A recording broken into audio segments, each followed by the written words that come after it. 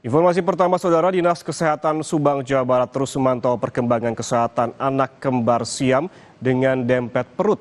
Hingga kini anak kembar siam laki-laki berusia 6 tahun masih menunggu operasi lanjutan dan butuh uluran tangan dermawan untuk biaya medis operasi karena tidak semuanya ditanggung BPJS.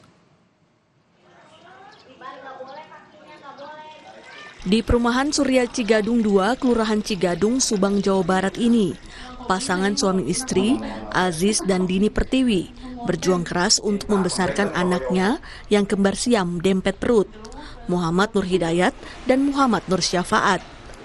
Sejak dilahirkan secara normal dengan kondisi prematur usia 8 bulan kandungan pada tahun 2018, orang tua dari anak kembar siam dengan perut menyatu ini terus berusaha mengobati anaknya agar bisa bertahan dan hidup normal layaknya anak-anak lain. Bahkan pengobatan hingga upaya medis yang lebih intensif terhadap anaknya itu telah dilakukan sejak lahir. Menurut sang ibu, pasca kelahiran anak kembar siamnya, sejumlah tindakan operasi mulai dari jantung hingga amputasi salah satu kaki harus dilakukan. Karena saat dilahirkan, anak kembar siam ini memiliki 3 kaki, namun satu kaki lebih kecil atau tidak berkembang. Ketika usia 7 bulan kan di USG normal anaknya, tidak ada kecurigaan kembar siam ya, perempuan 1. Setelah itu kita rencana nanti pas usia 9 bulan mau di USG kembali, cuman usia 8 bulan udah keburu lahir, prematur, lahir di bidan Teti.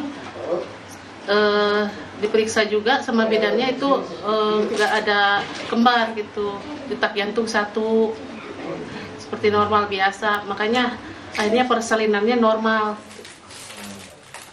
Sementara pihak Dinas Kesehatan Kabupaten Subang terus memantau kondisi kesehatan dan perkembangan anak kembar siam dempet perut Muhammad Nur Hidayat dan Muhammad Nur Syafaat. Kadinkes Subang menjelaskan, anak kembar siam ini sudah ditangani tim kompeten di Rumah Sakit Hasan Sadikin, Bandung. Sementara proses pemisahan masih menjadi pertimbangan tim medis dan pihak keluarga karena berisiko tinggi. Ya, mudah-mudahan kita mengikuti instruksi dokter dari Hasan Sadikin, nanti dilihat pertumbuhan perkembangannya sampai menjadi usia lebih besar lagi. Kira-kira organ apa bisa dipisahkan atau tidak, ya betul-betul harus dihitung-hitung matang, jangan sampai kata tadi ibu dilakukan tindakan tapi lebih banyak mudaratnya. Jadi kita tunggu saja terkait dengan ginjal kan memang ada satu-satu katanya, tapi mungkin saluran kencing atau apa itu kan masih bersatu ya Bu ya. Jadi tentunya banyak pertimbangan.